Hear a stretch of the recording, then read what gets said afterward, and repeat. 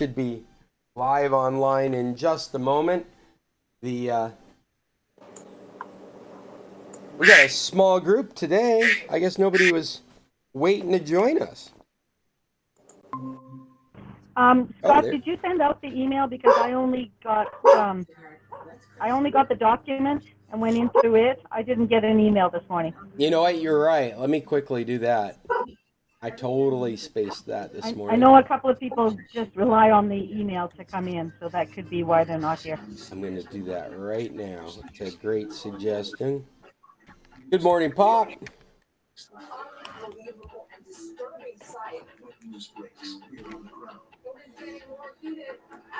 Can you hear me okay?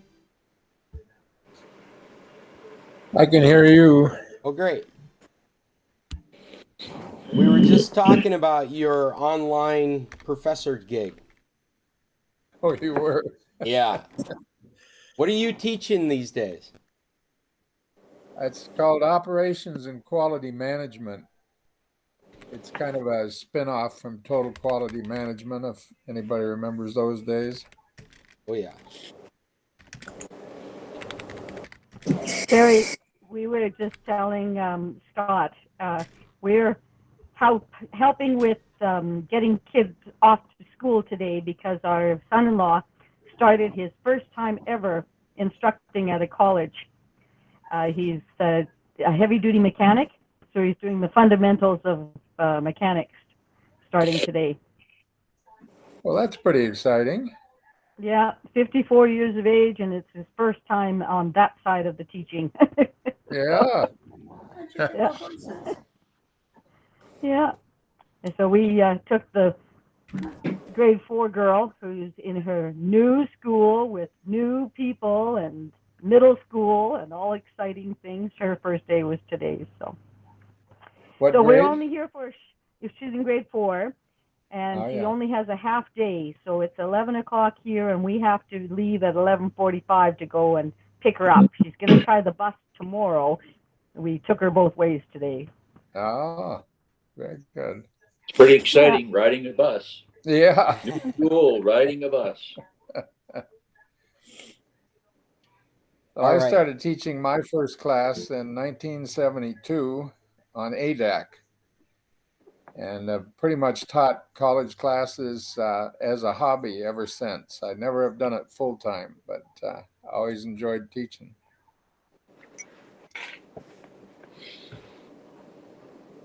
You know, I was a full-timer from 78 till, well, I retired at 55 in 2012, but I did all kinds of things, adults, ed, English as a second language, you know, computer classes in the community, but mostly public school.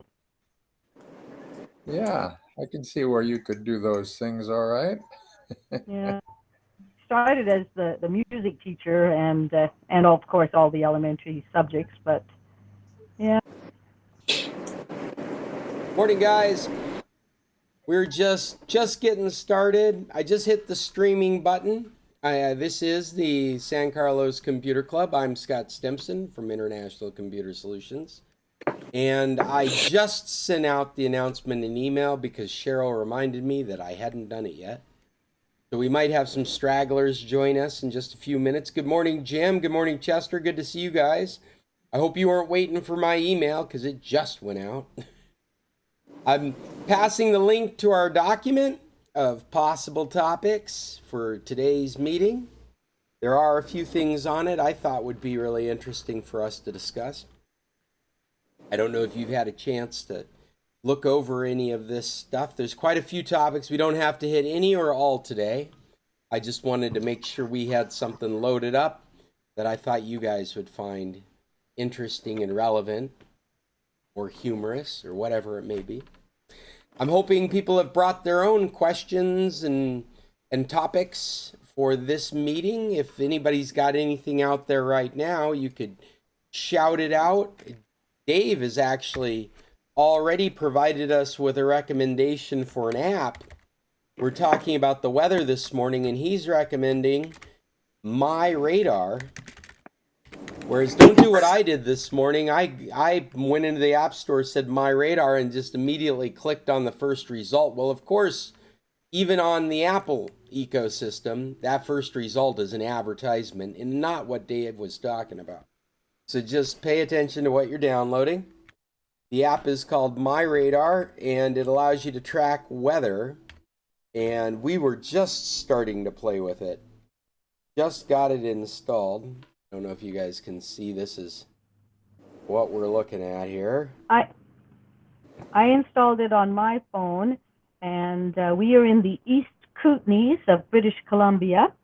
And if I touch it, it gives me kind of some information. 54, oh, right now 64 degrees, so it looks like it must be in Fahrenheit. Of course it is. Yeah. Well, we're in Anchorage. We woke up to rain, and so this is what we're watching right now on the Anchorage weather.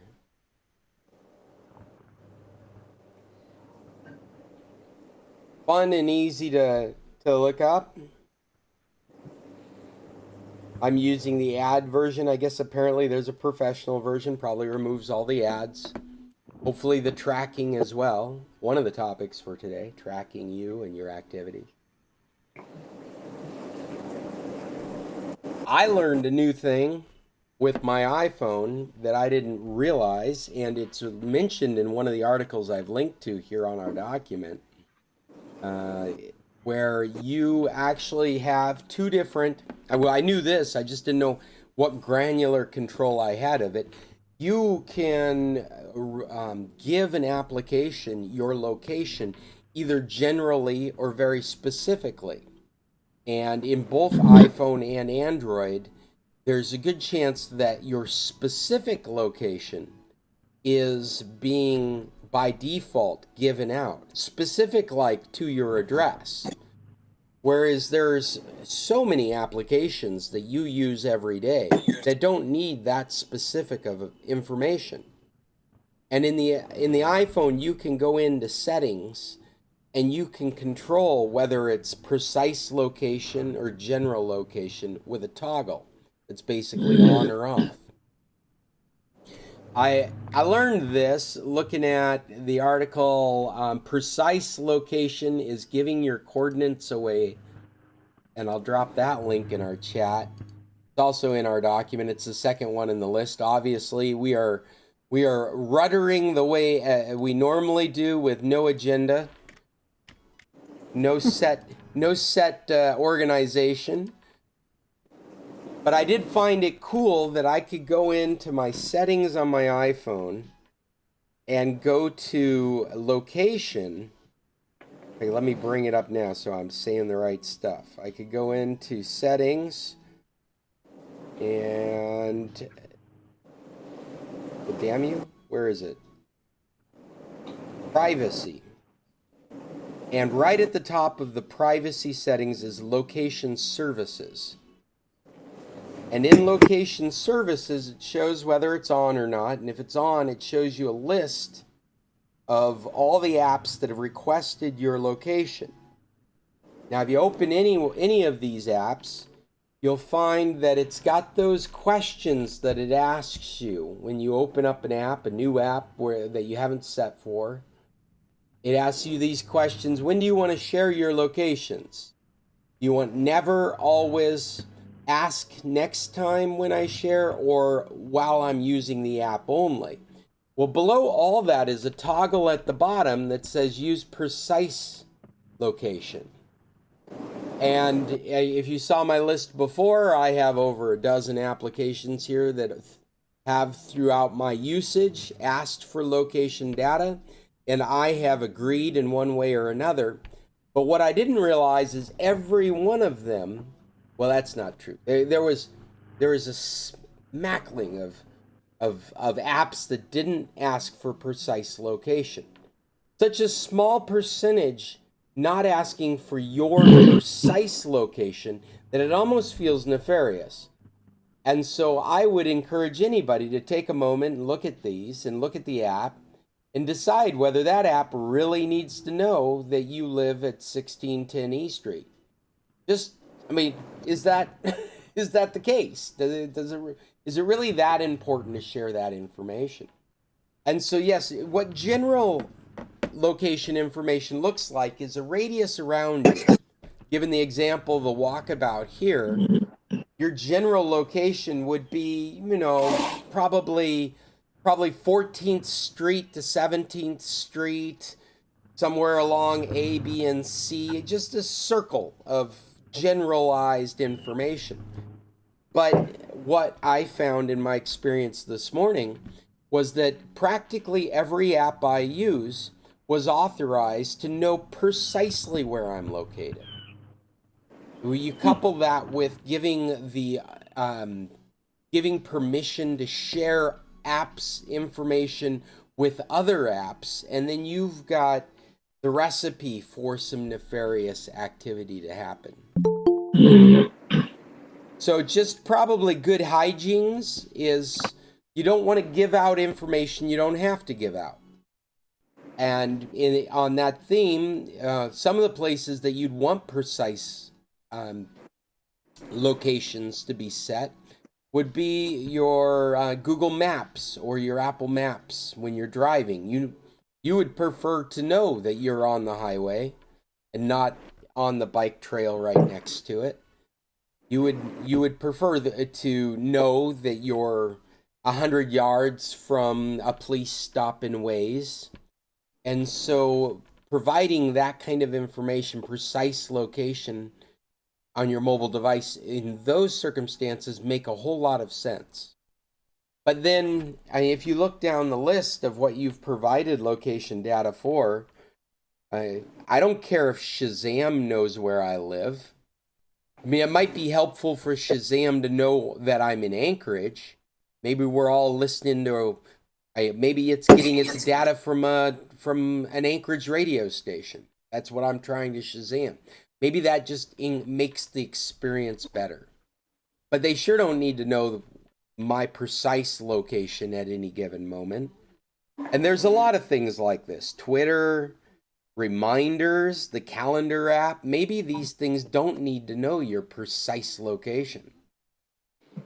Again, this information, it's not being used in a legitimate way other than in aggregate and anonymized.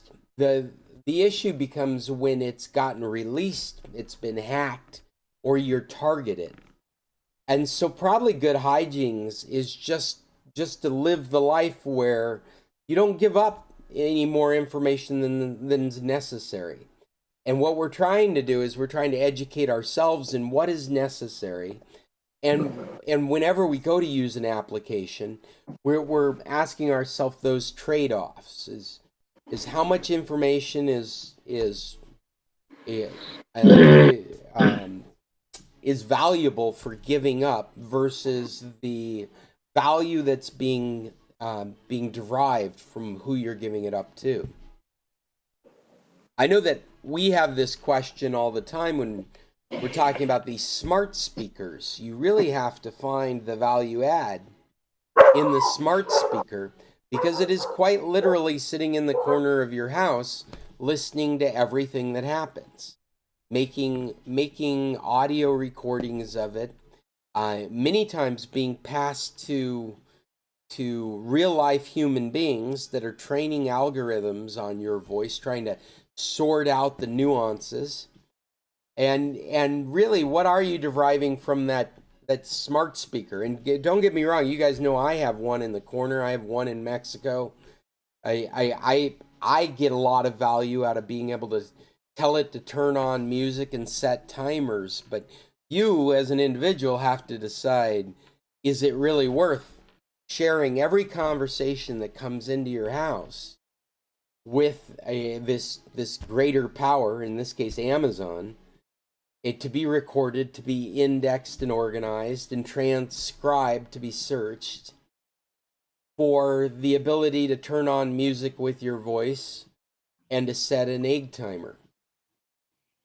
I think I want to appoint a special master right now. Special master, yeah. I would imagine that our fearless ex-president would not have a smart speaker in his home. I would, I would just guess he's the kind of person that grabs somebody else's cell phone to do something. He's probably got a Twitter phone specifically for going to the John, and then it gets turned off and put in a Faraday cage. Anyway, that all that information and help for there are settings in Android to do this. I didn't explore that this morning, but all that's available in this article. Precise location is giving your coordinates away to apps, and the writer has a real good kind of take on it as far as needing to make this. You got to make this compromise, how important this app is versus what kind of information you're giving up to it.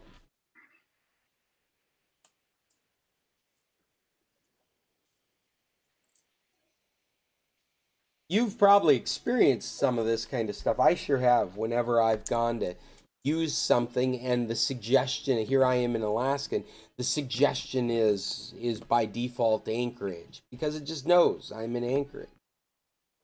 The Neighbors app from Ring, we get notifications of sketchy things happening. Our neighbors are reporting them. And you can see where they generalize area, whereas they know specifically where you are. They'll generalize where reports of nefarious stuff are happening. Last night, I don't know if you look at it, Pop, but last night, about 3 blocks away, there's somebody running around with a baseball bat. 2 a.m, somebody's approaching doorways with a baseball bat. That's In Anchorage. in Anchorage. We're close to the downtown area. We've got a beautiful city and a beautiful location, but we're just a 15-minute walk from the center of the downtown area. And so, it's not uncommon to have some silly stuff going on. And that neighborhood app, it keeps track of where you're located, and you can actually set radiuses of zones that you want to be informed by other neighbors what's going on. I use something called Nextdoor. Is that what you use up there? Nextdoor?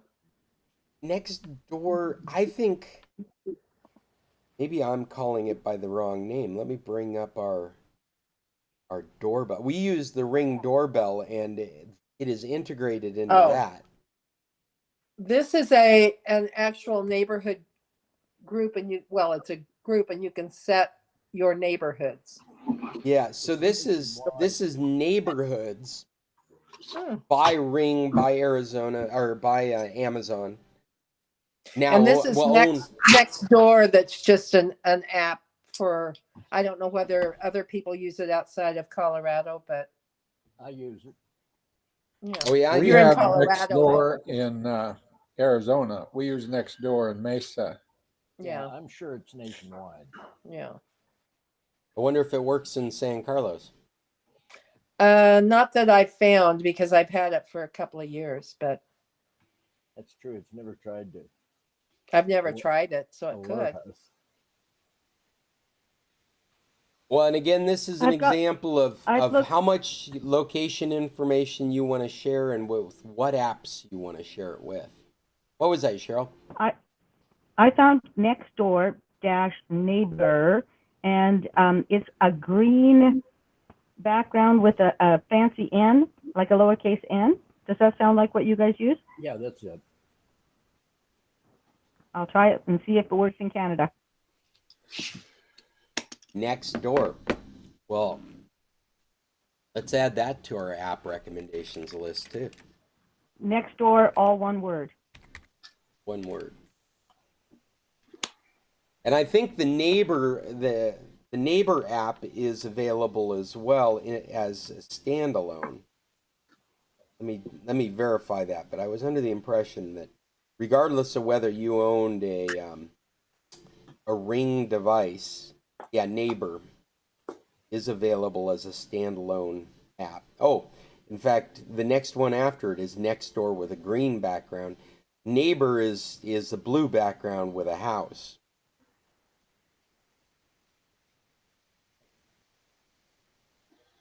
No, that's not even it. I'm sorry. That's not it at all. Neighbors. Is that it? Yeah, it's Neighbors. I'm sorry, I'm saying the wrong name. Neighbors by Ring is available as a standalone app regardless of whether you own the Ring doorbell or security cameras. And you can join that network. It's a social network of neighbors. I suspect similar to Nextdoor. The reason people have gotten into it is because they buy Ring devices. They buy a Ring security camera or Ring doorbell, and they're just part of the neighbors network at that point. But it's Neighbors by Ring that I was describing. And it should, when you look at it in the App Store, it's right along Nextdoor, so they've got to be in the same category of applications. Oh, and that's not something, I'm not recommending it. It was just an example of location data and why you might share more precise or more general location. The Neighbors app is a good example of that. I will Neighbors by Ring? By Ring. And again, I'm not mentioning it as a recommendation. Yeah. I'm just familiar with it as an example of sharing location data. I do like the Nextdoor recommendation since so many of you shouted out about it, so I'm putting that on the recommendation.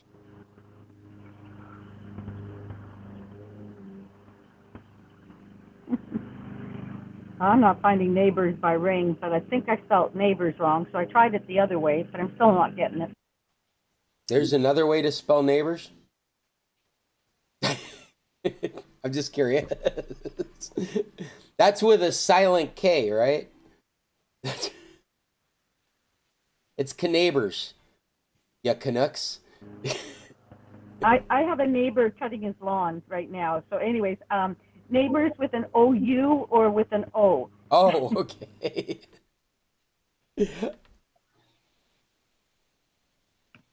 Let me see. It's with an O. They're gringos. Gringos wrote this app.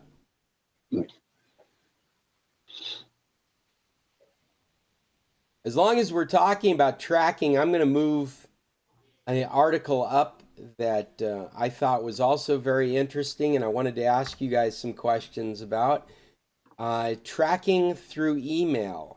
This is a topic that we've talked about many times throughout the years. From the most basics of being on a mailing list and getting spam to the nefarious ways in which when you open an email, services out there are aware, almost like a read receipt. And read receipts are a thing. If you belong to specific networks, you can have the option of turning on and off depending on what apps you're using. These read receipts, Apple iMessenger does this. If you're sending text messages back and forth, you can enable or disable the ability for the people on the other end to be aware that you've read their message. These kinds of options do exist. In this case, it's an article from, I think it's from Vox. Yeah, it's from Vox about read receipts with email. And one of the things that we were aware of years ago, but is still going on, is the way in which hidden trackers are in email messages. And these hidden trackers are reporting back to their host services whether you've opened the email. And many times this is done through images in your email, so that if you've if you've opened an image, that image actually comes from a server out there on the internet. And just the fact by asking for that image, you've said, I am reading this email message. And so this article goes through the technologies that are being used to track your email usage with these newsletters and things that are passed out with you. It also gives you tips on how to control those kinds of those return receipts for a real world name for what this is. And what I had as a question for you guys is, they mention in this article at least 3 different services for hiding your email address. And one is built right into Apple called Hide My Email. I've never used this, and I'm curious if anybody out there has used this. It's Apple's Hide My Email feature. It actually is integrated into the Apple ecosystem. And apparently, when you use it, Apple fills out your form that's collecting an email address with some fictitious email address that Apple keeps track of and routes the email from that email address to your actual email, creating a buffer between you and whatever you've had to fill out an email address in. I don't know if you've noticed, Craigslist does something like this. Craigslist knows your email address and you're listing things out there and people are responding to your listing. And what you end up with is a hashed email to correspond with these interests in your listings. And so you never know that other person's email address. They never know your email address. But you're going back and forth in email through these fictitious email addresses created at that one time for that particular post on Craigslist. So Apple has got this feature, Hide My Email, integrated into their ecosystem that performs the same kind of task. Is anybody familiar with this? Has anybody done anything like this before? Another couple ones they mention in the article is DuckDuckGo has an email protection that you're able to take advantage of. I didn't look into that either. I've never set up a DuckDuckGo account, but apparently it will do the same sort of thing. It'll create fictitious emails and associate it with your own email account. And Firefox Relay. None of these things I've ever used or heard of. And it looks like from your shaking heads, you probably haven't heard of them either. So one of my credit cards had a function, they don't have it anymore, where you could set up a fictitious credit card number to use when you were purchasing online. But they did away with that. I have no idea why, because I loved it. I used it all the time, but they might be invested in that company that does it. There's a company that's being promoted as doing that kind of stuff now for privacy, and you get to pay for the privilege. I don't remember the name of the company at the moment, but it's being just regurgitated on all these podcasts that I listen to. They keep promoting this service for privacy where they make your payment for you and you get these one-time passwords to use that disappear after the purchase. Not passwords, I'm sorry, credit card numbers. sorry. They didn't make your payment for you. You made the payment. It just generated a number. Sure, yeah. Well, that's when it's part of your banking service, that's the way it would work. But this third party. Right, this was with the credit card company. So yeah, I was just looking up how to hide my email on Apple, but I haven't found the answer yet. It's called Hide My Email. But where is it? Yeah, it's hidden. Yeah.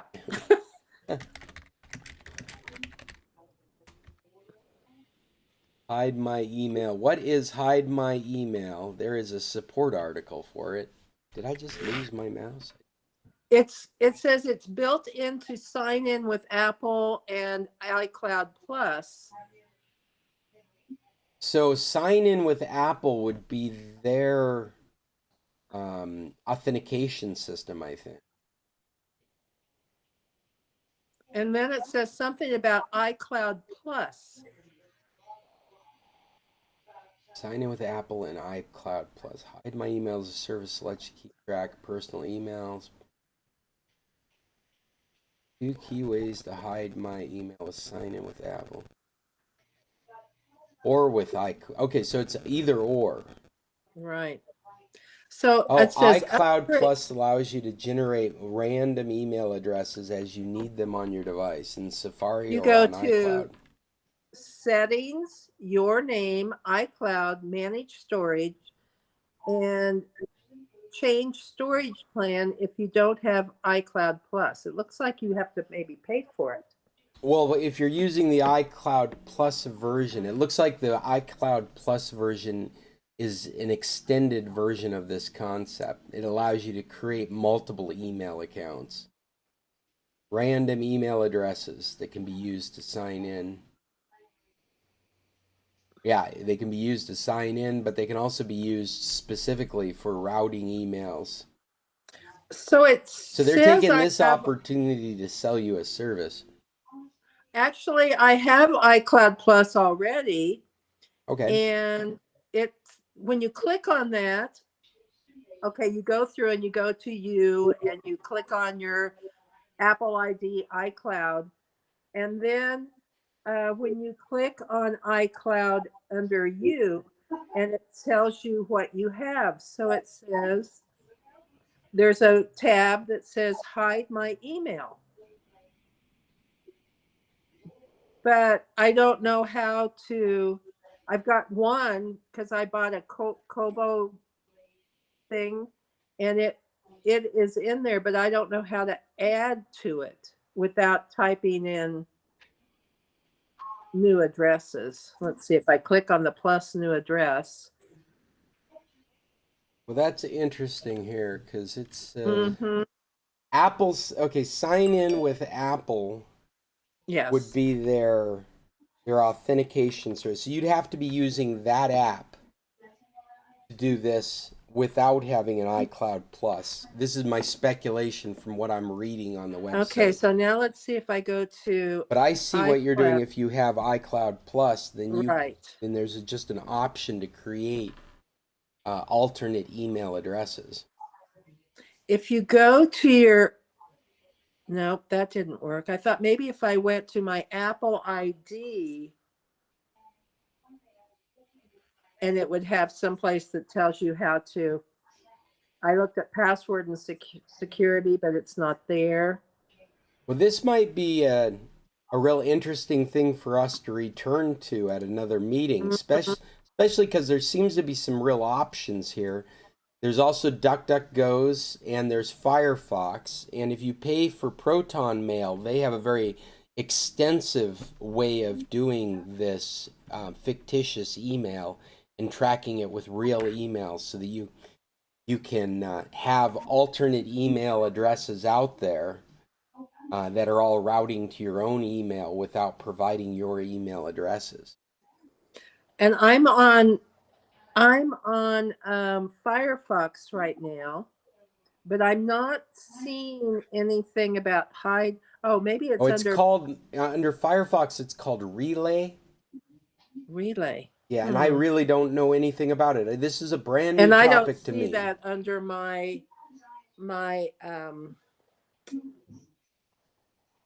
account with Firefox. Well, if you go to relay.firefox.com, it'll talk about it. Protect Okay. your true email address to help control your inbox. It looks like something you sign up for. And it's And it under looks relay. like, yeah. Relay.firefox.com. Enter continue to Firefox Protect your relay. true Let me sign open up. up. Oh, Do you have a I don't want. Firefox account? I do, but I really don't want Firefox messing with my inbox. So, Well, again, what this would be is this would be a system in which Firefox is providing you with fake email addresses to hand right. out. And then But it when also says, it says Firefox relay email masks, blah, blah, blah, blah, blah. Now you can receive only the messages you want in your inbox. yeah, but that's marketing fodder. I mean, what they're basically saying is that you give out the Firefox email address, and Firefox is going to be filtering, sorting, and protecting your real email from the emails that come in at that address. If that makes Right. sense. They Right. become this middleman for you. It's only 99 cents per month For relay? for Firefox relay email masks. Oh, that's Limited interesting. time only, unlimited email masks for 99 cents per month. Or you can upgrade to premium. Oh, no, wait. Firefox relay is free for up to 5 email masks. That's right. That's what I read. Is you get 5 for free, and then they have Or premium you is get unlimited. unlimited for 99. Sorry. Well, all that is in the article that I've listed there in our document, and I think it's interesting reading and probably relevant to all of us under some circumstances. Another thing to think about is, and I'm just thinking about it now. I haven't done any research on this, but I know from experience that if you're a Microsoft subscriber, if you're paying for the Office 365, you have the terabyte of space, you've got Office available, you're part of that subscription, that you can create as many email aliases as you want in your Microsoft account.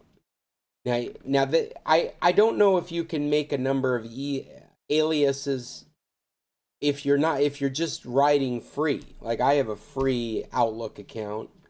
I don't know if I have the ability to create a number of at Outlook accounts that reference me, but I do know for specifically if you're already in the subscription, that absolutely does work.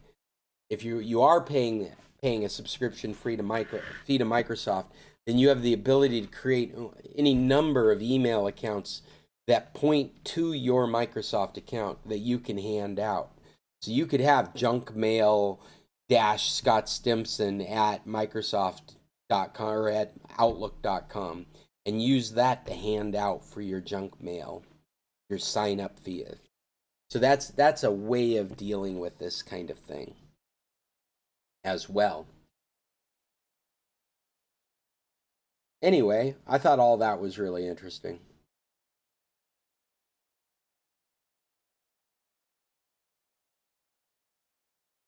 Has anybody got their own questions? I think that topic got started talking about financial stuff. And I'm kind of wondering why more and more banking apps seem to be blocking the usage of a VPN. That, to me, having encrypted data makes more sense than not having it. I think it's geofencing they'd be most concerned about, right?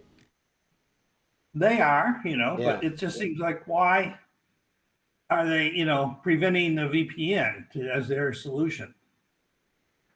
Yeah, it's probably, I mean, I would speculate that it would probably have more to do with drug law enforcement, things like that. They want to be able to track where your money is. They don't want you to be doing banking in the United States from Latin America.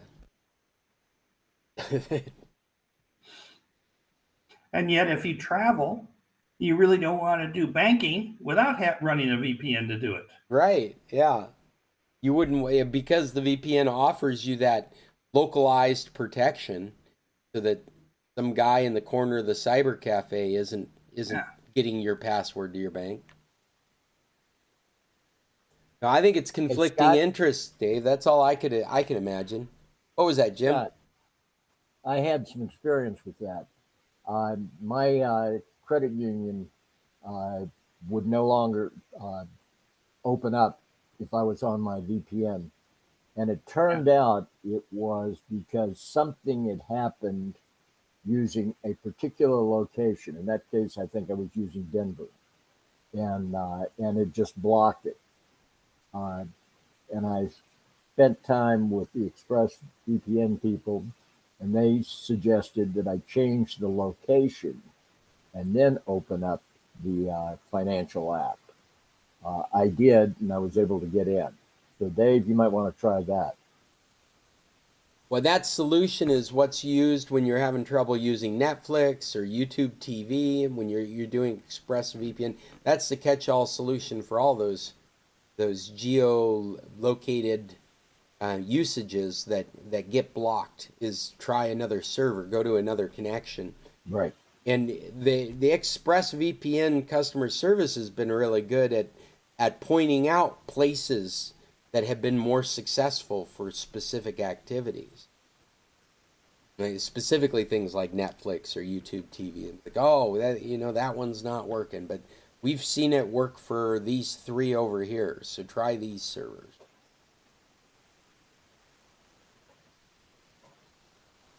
Interesting. What else do we got going on? We could go down my list of topics. I've definitely got some stuff here. Or I could answer questions for anybody that's dealing with a situation right now they're trying to solve. Or you're just all happy to see each other, and I like meeting with you guys too on Tuesdays. I'm just going to give you a quick update on that next door. I found that it is available for Canada, only it located us in the, by my street address, in the community, an acreage community, two blocks over from where we actually live. And it shows the 5 people that have registered in that community, but nobody from our community. So, But 2 blocks is really close to you, Cheryl. And it also sounds like generalized geolocation. That radius that I'm talking about. It's not completely anonymized, but it's anonymized up to your neighborhood, not to your house. Actually, I can join other surrounding neighborhoods as well. Yeah. And I think that's what it was allowing me to do, was to join this other subdivision, because nobody has set one up in my actual subdivision. So, but we have to go and do a pickup of our granddaughter at school. So we will catch you guys next week. All right, guys. See you next Tuesday. So why are we talking about computers? Isn't this the Celebrity Chef cooking show? Yeah. Oh, you're on the wrong day. Oh, okay. Sorry. All right, now that Bill and Cheryl are gone, what's the dirt on them? So I have a thank you for you, Scott. My brother-in-law, who was looking for a mesh network, ended up buying the Eero, or whatever it's called. Eero, yeah. 2 E's, RO. Yes, and it seems to be working. His router, he just got fiber optics here in Colorado, and it's all set up in his garage. Don't ask me why. I know why, but never mind.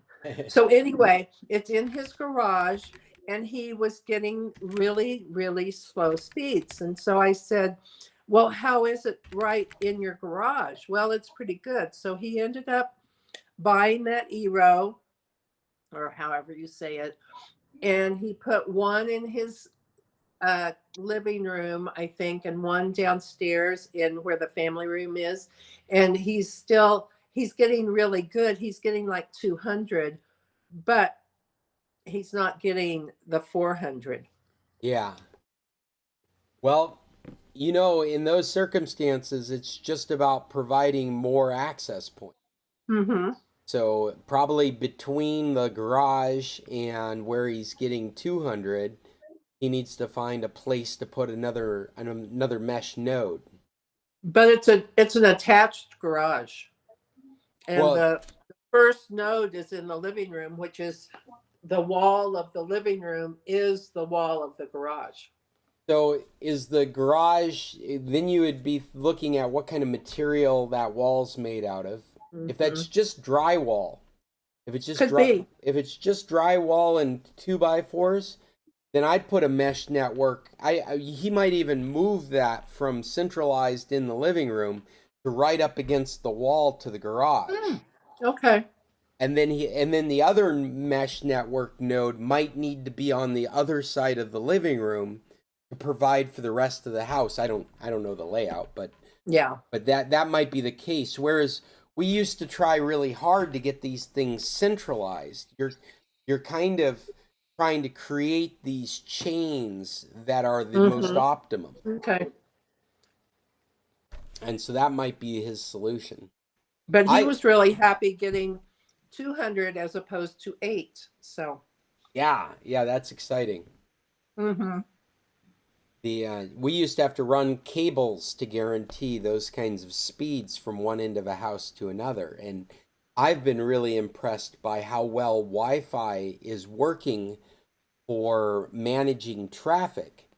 And now it's looking very conceivable that you could get better rates if you were in the ideal Wi-Fi environment.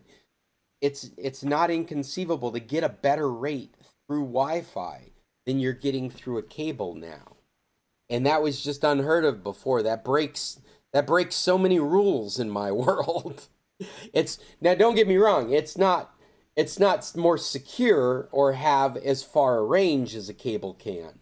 Those are two things you still can't replace with Wi-Fi. And the security issue is never going to be able to be replaced, because the moment you're broadcasting, you've created this huge attack surface, and it's just available to anybody within range. Whereas if you limit your traffic to a cable, then it's only the other end of that cable that can get on that traffic. So security is one of the things that you can't expect to be better when you're using Wi-Fi. And range, well, you can throw a cable like 300 meters or 100 meters, like 300 feet, without degrading a signal. So if you had to get something long distances reliably, then a cable is still a good way to do it. But this access within a home or an office environment, it's amazing how fast. And this Wi-Fi 6, I'm thinking we're looking at gigabit speeds through Wi-Fi, if I'm right. Let me quickly double check that. Wi-Fi 6 speeds.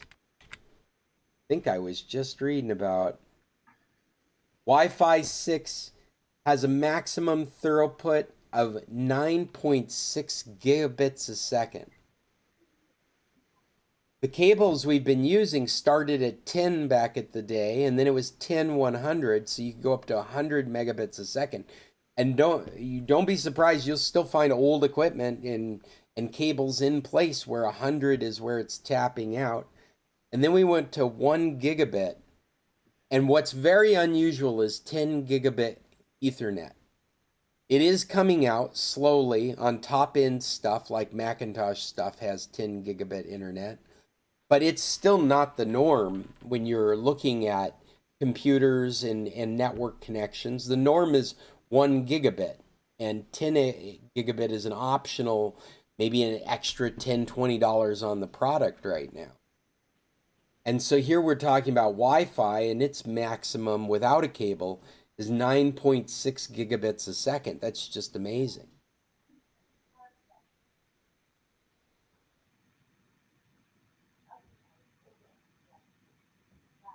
This is from an article called "What is Wi-Fi 6?" I'm going to drop it into our discussion for today. Is somebody going to add something there? I was just going to ask when that Wi-Fi 6 kicks in. Well, I think it's already on the market. Amazing. Yeah, it is. It is the same kind of deal. I've said this before with other iterations. I don't think you can make these. I don't think you can make these reasons for a purchasing decision. If you follow what I mean, I don't think that you go out and buy a Wi-Fi 6 router because it won't change your world immediately. What's going to happen is you're going to find that none of your other equipment supports Wi-Fi 6. So you don't make that, like you're looking at Wi-Fi 5 and Wi-Fi 6, and Wi-Fi 6 is going to cost you $100 more. That's not the moment you're making that purchasing decision. You're not saying, oh, I'm going to be so much better if I pay $100 more and get this Wi-Fi 6 device. What happens is that it slowly moves into every consumer product we have. And so as you buy devices that support Wi-Fi 6, they're backwards compatible with your current infrastructure. And as you need to upgrade your current infrastructure, you just inevitably buy equipment that supports Wi-Fi 6. And that's kind of how this move happens. And the only real exception to that is, say you're setting up an office for the first time and you're buying all new equipment. Well, then you may be like, we have a very practical reason to expect these bit rates when we put together this lab or office or classroom. So everybody's going to have brand new equipment and they're going to be connected to new. And here I am running out of time. The clock is counting down and we are about to get disconnected. I am opening up the other meet right now as I speak, and I will see you on the other side. Paul is the first one here.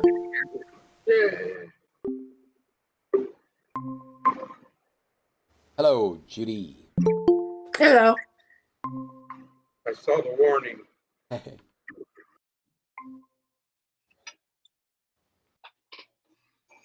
All right. We've got Jen, Judy, Paul, Chester's coming in now. Welcome back. So just to let you know, back to that mesh thing. Yes. It was very easy for him to set it up. So he did like that.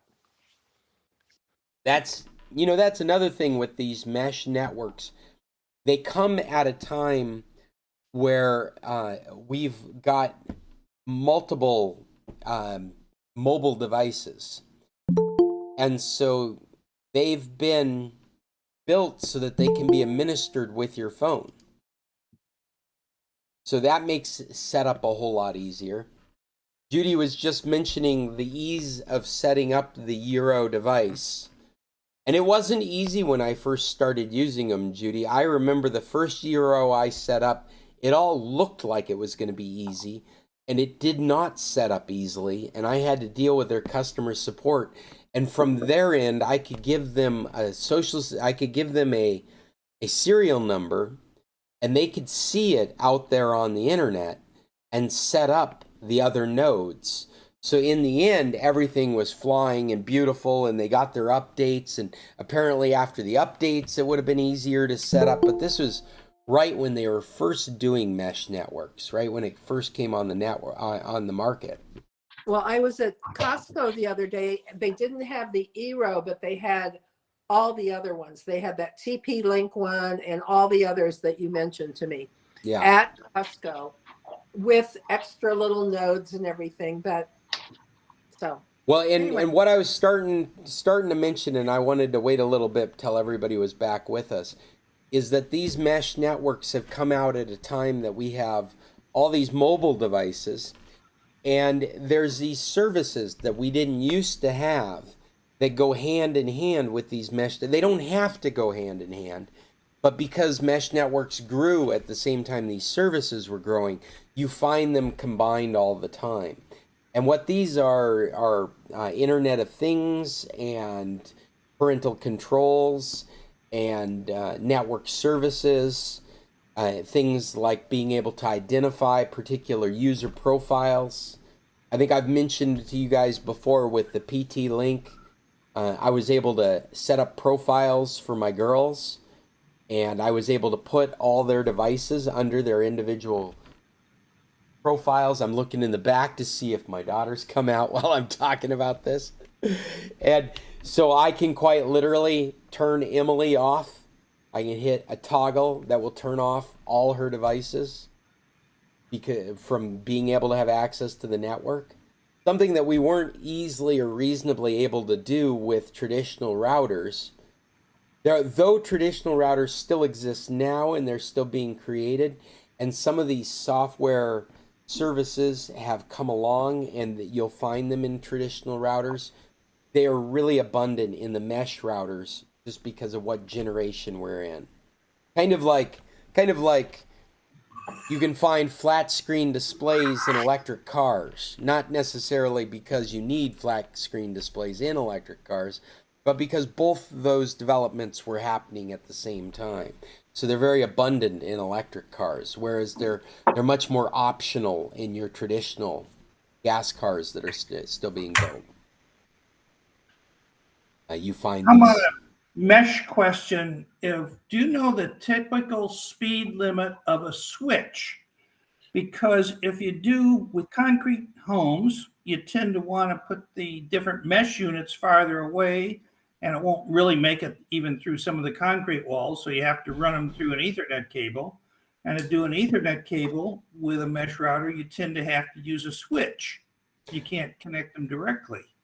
So, Dave, if you were concerned about that in your installation, you would be specifically looking for 10 gigabit Ethernet connections to go through because those walls are absolutely a concern in Mexico.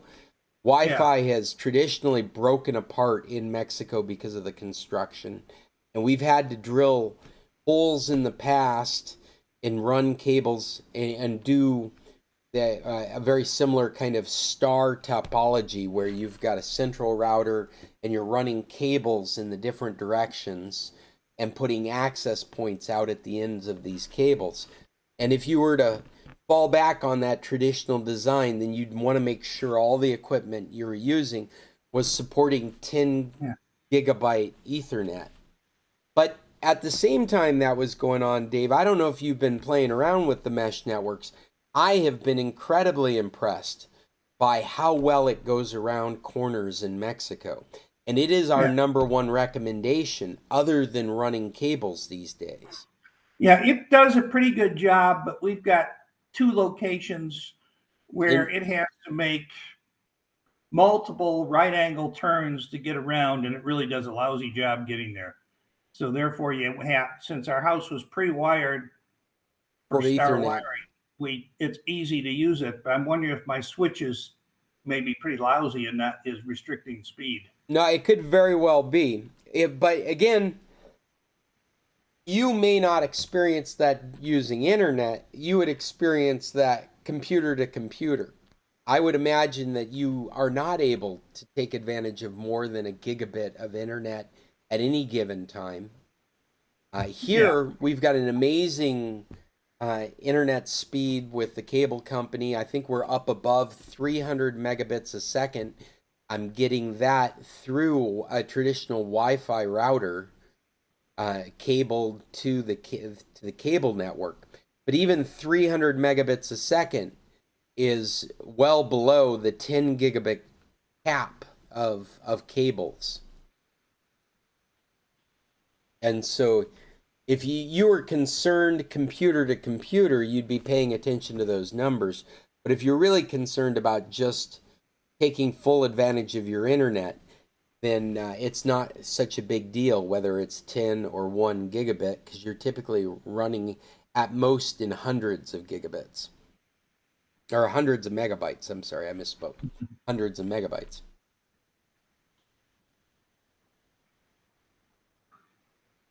The getting around the corners issue with mesh networks, there are very few circumstances I've found in San Carlos where I had to say it's time to run a cable now.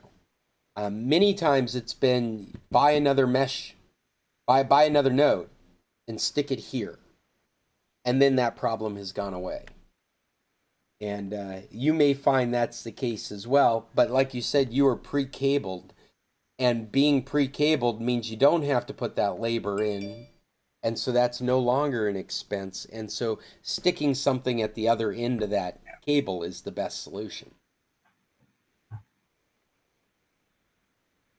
Another real advantage to the mesh networks is your ability to float those nodes around. So like when you pre-cable something, that cable is stuck in stone, quite literally. But these mesh network nodes, you can stick them out at the wet bar, and if that's not the best place for it, you can move it into the guest room, and you can move these things around, trying to find where the best locations are. Some of the more sophisticated software will actually help you sort that out by giving you on your mobile devices what kind of what kind of connection you're getting through, throughput you're getting through your mesh network. I mentioned being able to do the parental controls stuff. Parental control, in case you're curious, parental controls is the name of controlling people's usage of your network. It is not entirely about controlling what kids see, but we give it the name parental controls under all aspects. It could be your customers in your office or your work staff out on they would be subjected to parental controls to control what kind of access they have across your network. And I was talking about that with my experience with TP-Link. And with the Euro, one of the cons, I think that's a pro of having one of these types of networks. In the case of TP-Link, it is a free option. It's part of the software that came with your devices. You don't have to pay any subscription fees. Whereas in Euro, or at least the last time I looked at it, you had to pay a subscription fee to take advantage of the parental controls. Alongside the parental controls, there are other features like virus scanning and web surfing scanning, kind of what your local virus scanner would do. You can add those features to your mesh network router. Your base router is where it would end up happening. And it would be checking that traffic as it's coming in and doing its own blocking and giving reports on what it found. All fairly modern things to think about in a home network, something that grew out of professional networks, corporate networks, was this ability to do generalized scanning of internet traffic and seeing what kind of content it is and seeing if it's malicious and making those decisions at the router level instead of having it come into your computer and relying on the computer to make those decisions. This is really something that's come out of corporate networks and has now trickled into the consumer space. With that trickle, it has been set up, because of where we are with technology and the way we do things, as subscription services. So it could be happening, well, it is happening at the router level, but all the analysis could be happening from your cloud service subscription. So like your cloud is always looking at the traffic coming into your network, and it's devising whether this is legitimate or questionable, and then sending you notifications and analytical reports on this stuff. And it's all happening with your subscription. Another thing that you would probably pay a monthly subscription for. In the TP-Link world, I think I would have to pay for that kind of analysis. You definitely pay for it with a Euro subscription. And I'm not sure how much of that's done for free with Google Wi-Fi. Google Wi-Fi, one of the neat things about Google Wi-Fi is that it integrates right with your Google account. And so you get these analytical reports and you get this ability to control people all through your managing your Google account, your Google Home account, which is part of your Google account. So that's an interesting way to deal with that stuff as well.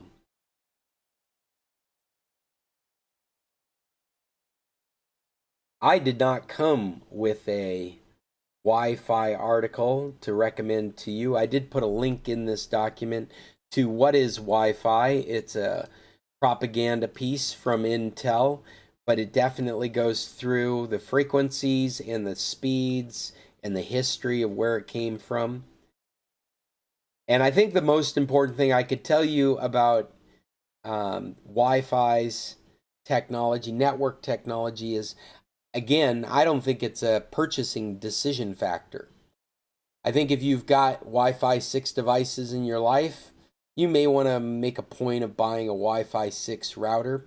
But if you're just iterating, it's going to iterate into your life. Eventually, you're just going to have it. Just like these 4K TVs, they're just iterating into your life. There's nothing wrong with an HD TV, and when it breaks, the next one you buy is going to be a 4K TV. There's no reason to make it a purchasing decision at this point. Is everybody hearing me okay out there? Awesome.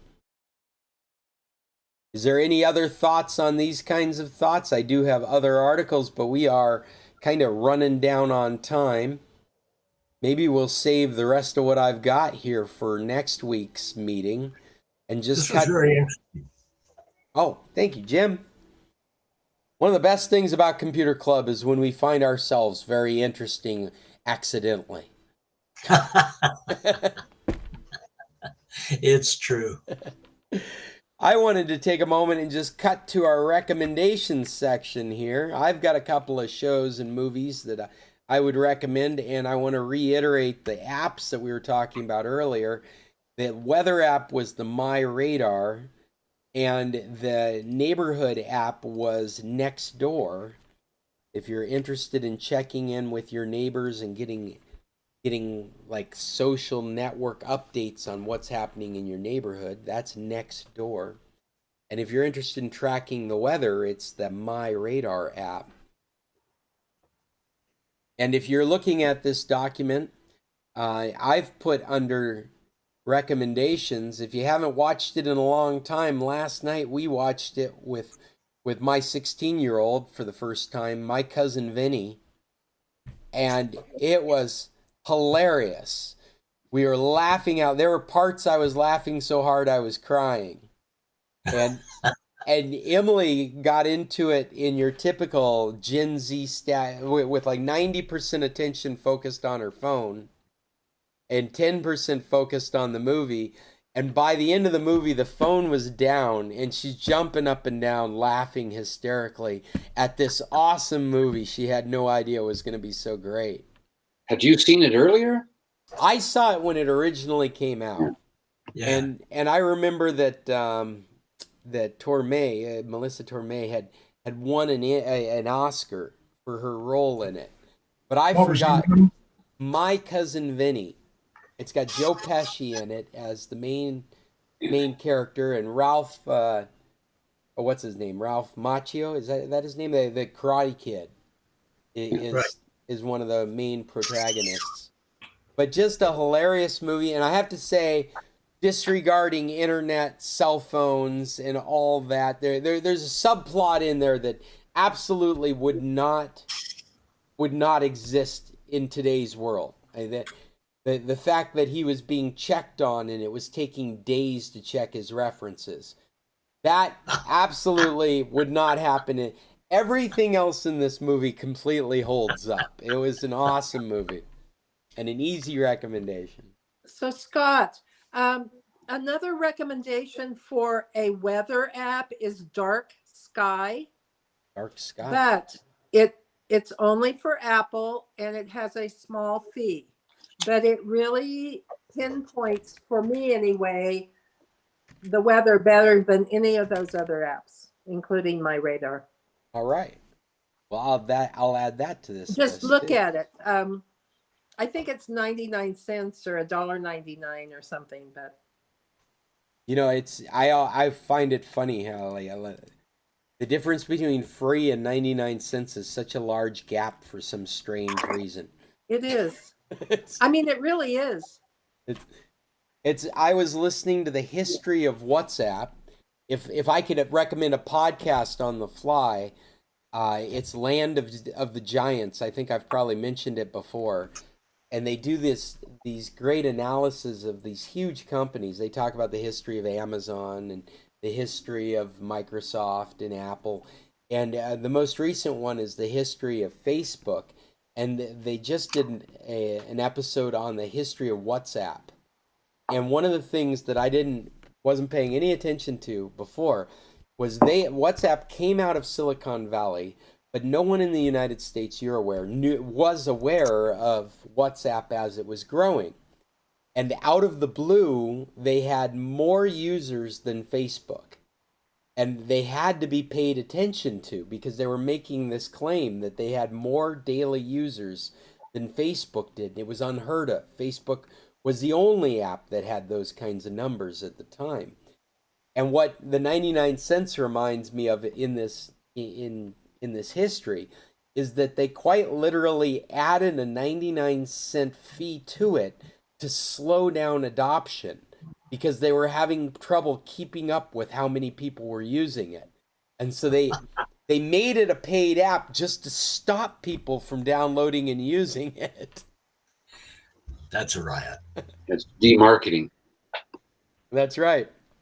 Well, it's not that inconceivable. I remember back in the day watching as great ideas would just all of a sudden fall apart because everyone thought it was a great idea and the developers had no idea what scaling was about. So it ran great when you had a couple thousand people using it, but when you all of a sudden had 10,000 people using it, it slowed to a crawl and all of a sudden was unavailable. And it killed a lot of good ideas back in the day. I wish I had some examples for you, but I don't. Sounds like somebody broadcasting a Disney movie. Say again? I hear a Disney movie in the background. That's not with me, is it? I got some retro music playing on a TV set right next to me. Maybe I don't hear anything in the background. Maybe it's those voices in your head, Paul. Yeah, I guess so. It's like a movie coming through my speakers. I just heard an "Oh my God" in the background. I don't know where that came from. As an ex-parkie, we used to do the same thing with trails. When trails became too popular, you had to have a pass to go on the trail. I was in places like in New Zealand where they didn't do that, and it was like walking on Broadway some days on some of their trails. There was just so many people on the trails, and with all different, there were German tourists who were trying to bag as many miles of trail as they could, and they were practically running past everybody, and other people were stopping to smell the roses. So everything in between, it's much better if it's demarketed, so it's everybody that does it gets a good experience. So let me give you a couple more of my recommendations, and I'll let you guys do it. This is a silly one, but it was a great movie. DC's League of Super Pets is an animation. It's got Dwayne "The Rock" Johnson playing the lead character and Kevin Hart playing the co-star, and it was hilarious. This is another movie where my daughter is like, all right, I'll watch it with you. I mean, I thought she would be really into it. We'd share this experience watching this animated, silly movie. And it was another one. She was 90% into her phone, 10% into the movie, and by the end of the movie, the phone was down, and we were both just laughing out loud. It plays on so many superhero tropes. I don't know what to tell you. If you're one of those people that can't get past the idea that you're watching a cartoon, then I feel bad for you, because there's a lot of great movies out there that are animated movies, and this is another one of those great movies. They have themes in it that are obviously intentionally more adulted themes, so that the parents are not getting bored watching this movie. And there's enough of them that I would recommend them to you guys. So this DC, I think you do have to enjoy superheroes, but I think that's it. That's his superheroes and pets. That's what you have to enjoy this movie. It doesn't matter, it's a cartoon. Name again. Well, somebody said something there that I didn't catch. Name again. Oh, DC League of Super Pets. It's a story about Superman's dog and how he has to deal with him getting involved with Lois Lane. The dog is neglected. Or so he thinks. It's great. And then I got a TV show. This is way over on the other spectrum. That one you can watch with your families. This one you'll probably watch in the dark by yourself. It's the TV show Minx. I don't know if anybody's watched this yet. I know it's been around since earlier this year. And I'm home alone trying to entertain myself with TV. And I'm like, well, I'll try this. It's a fictitious a movie or a fictitious story about one of the first women's pornographic magazines. When I say that women's, I mean it's meant for women. So it's got naked guys in it. And so you guys out there, I'm sorry to say there's a lot of cock in this movie. So you got to get past that. There's absolutely, the first 2 episodes have so much cock in it, it may turn you off. But the TV show is so funny. And the main character is this woman that spent a lifetime trying to put together her own women's liberation magazine in the early 70s. It's in contrast to the women's magazines that are out there, the good housekeeping magazines, those kinds of magazines.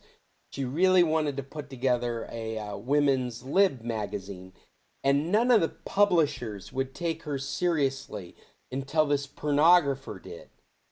And so he's given her the opportunity to make this liberation magazine, but he wants it to have this pornography in it as well, because he sees it as a real turning point in his industry. And it is hilarious. Every episode will have you laughing. Again, you got to get past it. There's a lot of full frontal men in it. It's a woman's magazine, but the rise in popularity, the controversies that it stirs, I can't help but imagine that though it's fictitious, it's rooted in the history of that kind of thing happening at the time. So it's an easy recommendation. Very funny. I keep looking at it going, God, my daughter ought to watch this, but I'm not watching it with her. Maybe I'll recommend you sit down and watch it with my kids.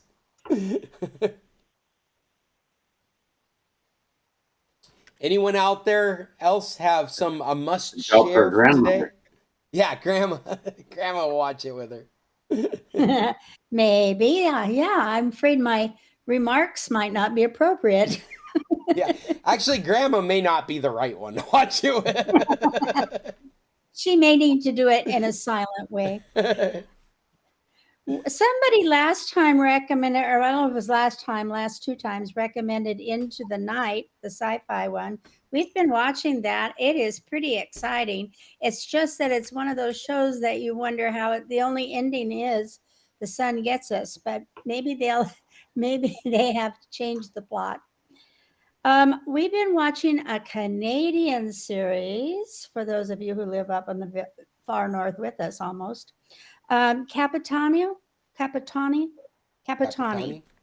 It's a 2-season series. And of course it's the usual. There are some guns, there are some stealing, there are some detective work, there's just all kinds of things. I don't know that we quite understand each story because everything happens so fast, but we do like the actors. We think the acting and the the way they keep the interest going from time to time is really good. You want to could you spell that out? Oh, I'm sorry, it's not Canada, but they are in Canada. Isn't that the one where they're in? No. I'm wrong. Capitani. Capitani. It's in Luxembourg. Netflix. Yeah, Netflix. Capitani. Is that right? Right, right. Sorry about that. I got the wrong continent. Anyway, we've been enjoying that. The one though that I'm here to really recommend to you, because you're going to lose weight on this one. It's called The Fall, and it's on Amazon. It's a new one on Amazon. It's a movie. Oh, it's called Fall. Fall, just Fall. Yeah. The new one too, and it's on Netflix. I watched it after Well, you I didn't recommended see it on to me. Netflix. Yeah, what'd you Oh, think? I'm sorry, it wasn't on Netflix. You're right. I had to go find it on Streamio. Mm. Oh, What'd you yeah, think? no, it was great. I mean, it's an easy story to follow, but the way they shot it, it's about these two girls that are mountain climbers that climb a TV antenna tower, famous for being like twice the height of the Eiffel Tower, and they get stuck up there, and the shots. Oh my gosh, gut wrenching, tongue swallowing shots. You cannot look away. Oh, it just I was watching this movie and my stomach would turn. I'm like, oh my God, really? Somebody's climbing that? It's kind of like being on a rodeo. Wow. Not a rodeo. I'm sorry. What Like are they? a roller coaster. Roller Yeah. coaster, not a rodeo. Well, I guess if you were bull riding. Yeah, very much that way. A great visual movie. You have to watch it though. It's not something to have in the background to listen to. It's something that's all visual. Okay, that's all I got. All right. Fall. The Fall. Yeah, you're right. Report That back wasn't next on net. week. I looked for it on all the services and ended up watching it on Streamio. Okay. Well, I found it on Amazon. Okay. I have one. Yeah, Jim, go ahead. Worth, WORTH. It's Netflix. We stumbled on it quite by accident, and it's the story of Ken Feinberg, who was the lawyer that was appointed by the federal government to distribute federal funds to the victims of 9/11. And you may recall subsequently he went on to distribute funds from the cleanup fund for the BP petroleum oil leak in the Gulf there. In the Gulf, right. A fascinating story. And Michael Keaton stars as Feinberg. Stanley Tucci stars as a guy who was a real gadfly in his life at first, and they became good friends subsequently. I highly recommend it. Putting that on my list. Me too. What streaming service? It was Netflix.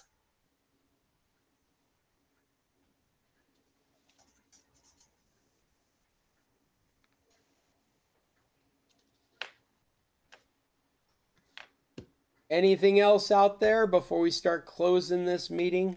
Calling it to an end? There's just the 5 of us at this point. All nothing new? All right. Well, I think what was that, Mom? I saw a hand. I think that's Jim waving goodbye at this point. Oh, is that his? That's his goodbye. That's his goodbye move. There's 5 of us. Bye. Okay. Goodbye, everybody. You guys have a good week. We'll talk next Tuesday. Until then, tech on. Thank you for being here. Thank you for being here, Mom. I finally found you the second time. You didn't send me a message. I had to go clear back to June. Oh no. The emails got sent out in meeting. Like as we were, Cheryl reminded me that I had not sent out a email, so I sent it right after 9 o'clock. So does that mean because I'm in Alaska, I get it last? Right. Everybody got it last at this point. Love you, Mom. I'll talk to you later. Bye-bye. All right, going to work. I'm going to work. All right. What she means by that is it's time for me to go to work because we are shutting down this bed and breakfast. So until next Tuesday, you guys that are interested in the computer club can check out our website at scclub.org. We have not posted a podcast since the beginning of the summer. I'm going back to Mexico by the end of this month, and so hopefully we'll have podcasts happening again. Unfortunately, working bed and breakfast and an online job cuts into my ability to produce podcasts, and so we will be trying to get back on that path when this place is done. We are at the end of bed and breakfast season.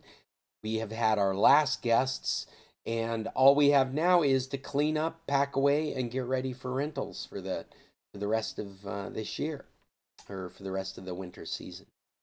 If you have computer ideas, development, I've been doing a lot of Google Sheets development these days. I've gotten into program frameworks like App Sheets. I am a guy that can help you. Check me out, scott@internationalcs.net. I'm sure I can help you. Whether you're troubleshooting issues at home or in the office, I can remotely reach out there and give you a hand with expert advice. And again, if you're interested in the computer club, scclub.org. We meet here every Tuesday at 10 Arizona time, like mountain time that doesn't recognize daylight savings. Until next Tuesday, everyone out there in the internet land, you guys tech on.